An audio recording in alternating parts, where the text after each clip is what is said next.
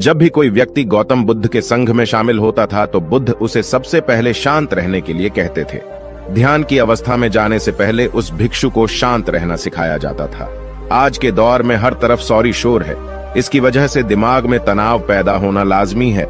ऐसे में अगर आप हर रोज कुछ देर मौन रहने का अभ्यास करते हैं तो इससे आपके तनाव पैदा होने वाले हार्मोन के लेवल में कमी आती है। इससे आपका दिमाग शांत होता है, गुस्सा नियंत्रित रहता है और तनाव बढ़ाने वाले हार्मोन्स का लेवल घटता है। आज के इस वीडियो में हम जानेंगे कि किन मौकों पर हमें शांत रहना है और किन मौकों पर हमें बोलना है और शांत रहने से हमारे अंदर क्या बदलाव आ सकता है। दोस्तों, संध्या काल का समय था। गुरु अपने सभी शिष्यों को बुलाते हैं और कहते हैं, कल सुबह सब लोग नदी में स्नान करने के बाद तुरंत हमारी कुटिया के सामने उपस्थित हो जाना। सभी इसी से हैरान रह जाते हैं कि हम लोगों ने कुछ गलती की है क्या, लेकिन गुस्से से यह कहते हैं कि हो सकता है कि गुरुजी कल सुबह कुछ अच्छी बात बताने वाले हैं। सब लोग रात को सही समय पर सो जाते हैं और सुबह उठकर सभी लोग नदी में स्नान करने के बाद वापस गुरुजी के सामने उपस्थित हो जाते हैं। गुरु कहते हैं, आज हम तुम सबको चुप रहने के फायदे के बारे में बताऊंगा। गुरु कहते हैं, 10 मौके जहां पर चुप रहने से होता है लाभ और बोलने से नुकसान। गुरु कहते हैं, अगर आप इन 10 मौकों पर शांत हो गए यानी मौन हो गए तो आप जो चाहेंगे वही मिल जाएगा। आपकी जिंदगी में चमत्कारिक बदलाव शुरू हो जाएंगे। जरूरत से ज्यादा बोलना या चुप रहना दोनों ही अच्छी बात नहीं है। जैसे जरूरत से ज्यादा बारिश हो जाना या फिर धूप दोनों ही दिक्कत देती है, उसी तरह अनावश्यक बोलने से भी काफी नुकसान होता है।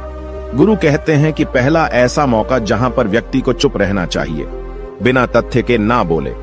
गुरु ने कहा, अगर आपके पास कोई तथ्य नहीं है तो वहां चुप रहने में ही भलाई है। चुप बैठने से दिमाग में नई कोशिकाओं का निर्माण होता है और इससे ज्ञान की वृद्धि होती है। बोलने में भलाई वही है जहां आपको किसी चीज के बारे में पूरा ज्ञान हो। अगर आप बिना तथ्य के कहीं बोलते हैं या फिर बेवजह बोलते हैं तो आपका वहां मजाक भी बन सकता है।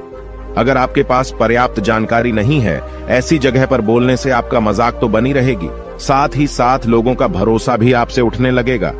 इसलिए ऐसी जगह पर शांत रहो जहां तुम्हें पता ना हो कि क्या बोलना है क्या नहीं।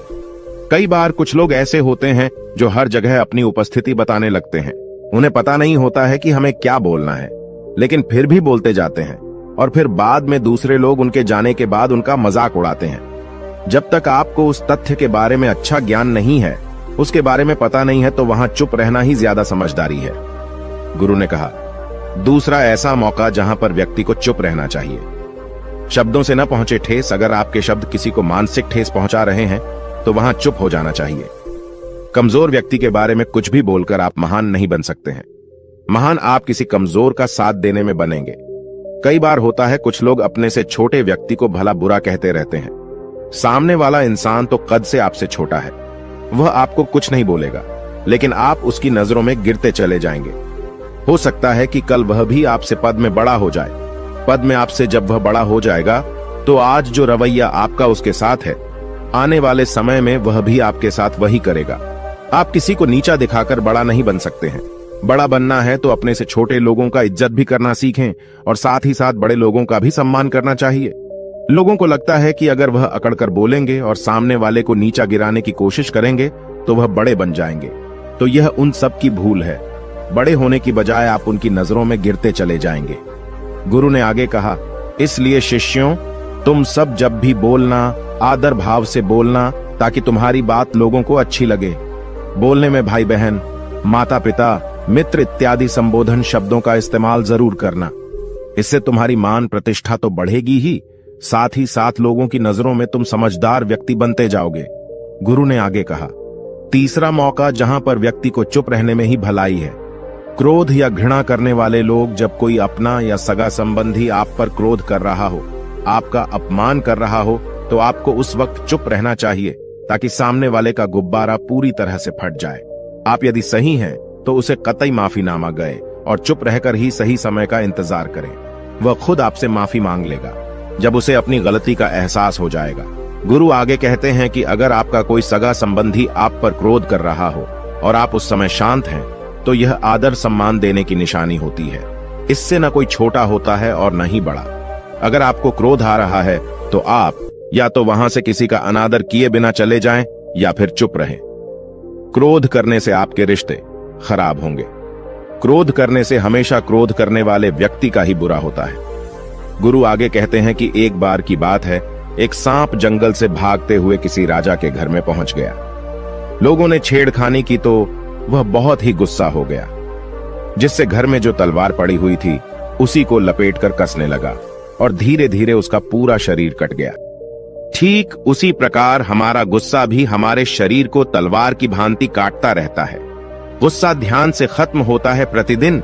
अगर आप ध्यान की मुद्रा में बैठे हैं तो आपका गुस्सा आपके नियंत्रण में रहेगा।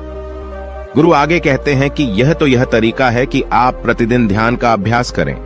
इससे आपके शरीर में जो हार्मोन्स गुस्से को बढ़ावा देते हैं वह सब तुम्हारे नियंत्रण में रहेंगे, जिससे शरीर गुस्से पर आसानी तुम्हारा से काबू पा लेगा।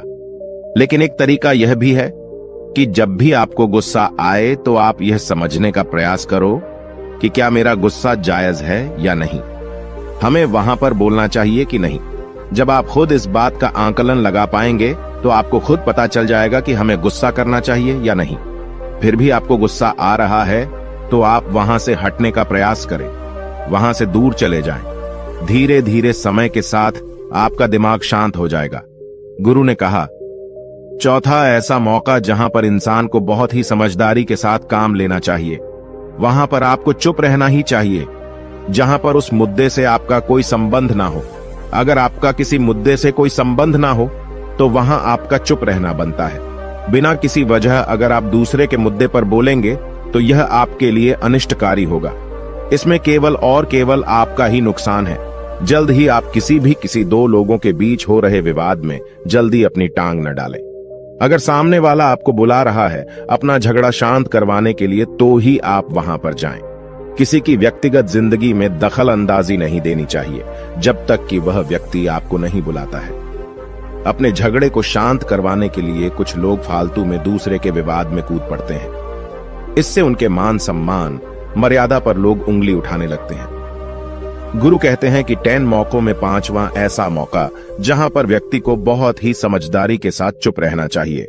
आपके शब्दों से किसी मित्र को हानि न पहुंचे। अगर आपके शब्द सामने वाले के परिवार या मित्रों की प्रतिष्ठा के बारे में बुरी झलक दिखा रहे हैं तो आपको चुप रहना चाहिए। किसी के परिवार या फिर मित्र के बारे में बुरा बोलने से केवल आप ही बुरे बनेंगे।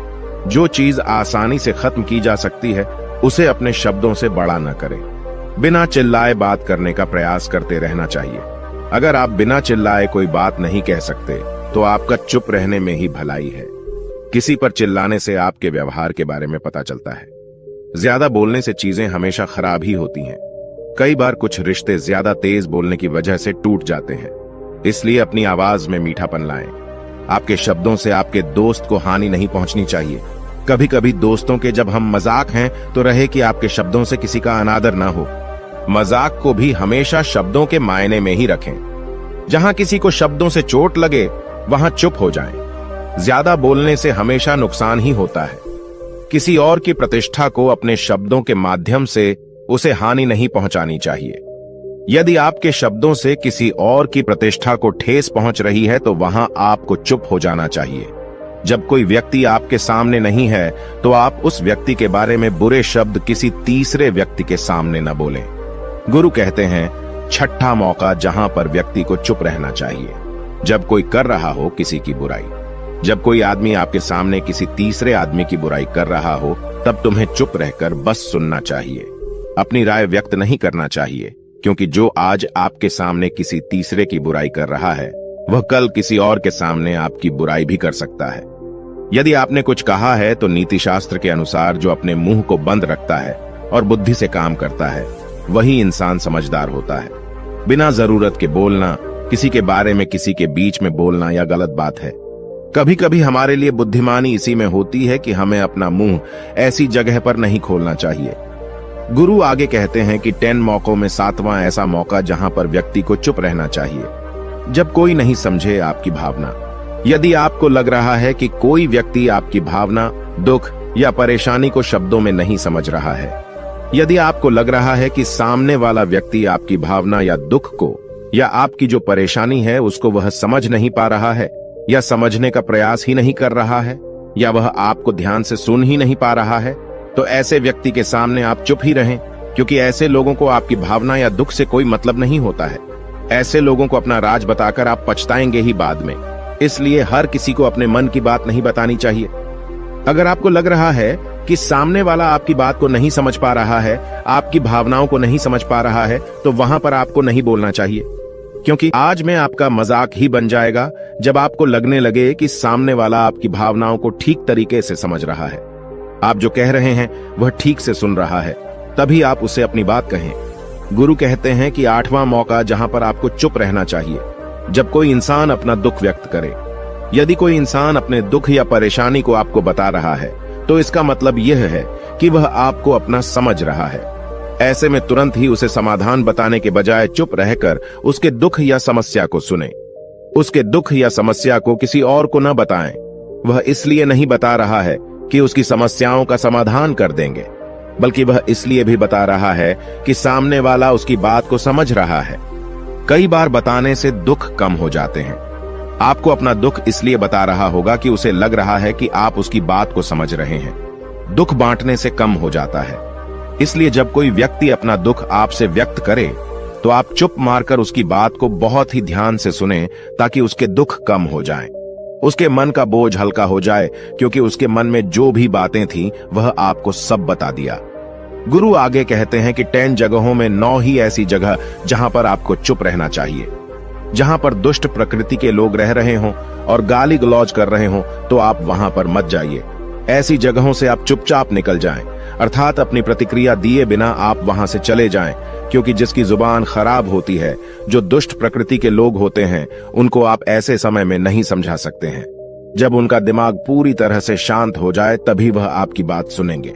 इसलिए जहां पर दुष्ट प्रकृति के लोगों आपकी बात को न मानते हों और न ही सुनते हों, तो आपको वहां पर नहीं बोलना चाहिए। गुरु कहते हैं कि 10 माह ऐसा मौका जहां पर आपको शांत हो जाना चाहिए। अपनी सफलता का राज हर किसी को न बताएं। कई बार होता है कि कुछ लोग जो सफलता को बहुत ही जल्दी अर्जित कर लेते हैं, वे हर जगह अपनी सफलता का ढिंढोरा पीटने लगते हैं। ऐसे में क्या होता है कि कई लोग आपकी सफलता से खुश नहीं होते हैं। अगर आप अपनी सफलता का जबरदस्ती लोगों में ढिंढोरा पिटवा रहे हैं, तो लोगों की नकारात्मक ऊर्जा आपको प्रभावित कर सकती है। जब आप सफल होंगे, तो सबको पता चल जाएगा कि आप सफल हो गए हैं। ढिंढोरा पीटने से नुकसान आपका ही होगा। इतना कहकर गुरु ने कहा, शिष्यों, आज के लिए बस इतना ही। अगर तुम सब मेरी इन 10 बातों को अपने जीवन में अपना लेते हो, तो तुम सब काफी हद तक परेशानियों से बचे रहोगे। यहां से जाने के बाद मेरी यह बातें आपके जीवन किसी वरदान से कम साबित नहीं होंगी। दोस्तों, मुझे उम्मीद है इस वीडियो से आपको बहुत कुछ सीखने को मिला होगा। अगर आप नए हो तो हमसे जुड़ने के लिए इस चैनल को सब्सक्राइब करना मत भूलिए।